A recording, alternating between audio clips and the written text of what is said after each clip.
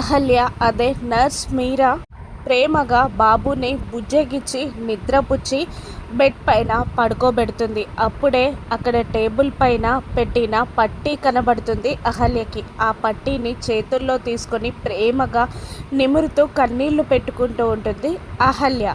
అప్పుడే అదే room door దగ్గర నిలబడిన ఆ గౌతమ్ మనసులో ఇలా అనుకుంటూ ఉంటాడు. మీరాగా వచ్చింది మీరే అని నాకు తెలిసిపోయింది అహల్య గారు. మీరా అలా వచ్చి మమ్మల్ని ఇద్దరిని చూసి వెళ్ళిపోతున్నారన్నమాట. మీరు నా ముందు బయటపడట్లేదు కాబట్టి నేను కూడా మీ ముందు బయటపడనండి. మీరెవరో తెలియనట్టే ఉంటాను అని మనసులో అనుకుంటూ అహల్యనే గమనిస్తూ ఉంటాడు గౌతమ్.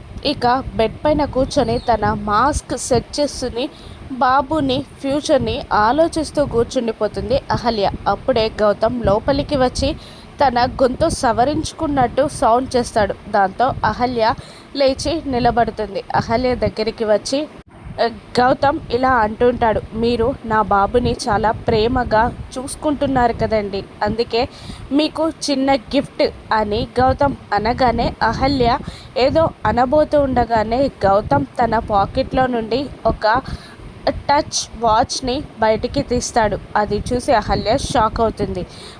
గౌతమ్ ఆ వాచ్ చూపిస్తూ ఇది నా భార్య అహల్యకి నేను గిఫ్ట్గా ఇచ్చాను అని గౌతమ్ అంటూ ఉండగా, మరి ఆ వాచ్ నాకెందుకు ఇస్తున్నారండి అని అహల్య మీరాలా అడుగుతూ ఉంటే, ఇప్పుడు నా కొడుక్కి తల్లి మీరే కదండి అని సూటిగా అహల్య కళ్ళలోకి చూస్తూ అంటూ ఉంటాడు గౌతమ్. అహల్య ఎక్కడైనా బయటపడిపోతుందేమో అని. కానీ అహల్య కంగారు పడుతుందే తప్ప నిజం బయట పెట్టదు. దాంతో గౌతమ్ మీరాగండి, నేను పెడతాను ఆగండి అంటూ అహల్య చేతిని ప్రేమగా లాక్కొని అహల్య చేతికి వాచ్ పెట్టేస్తాడు.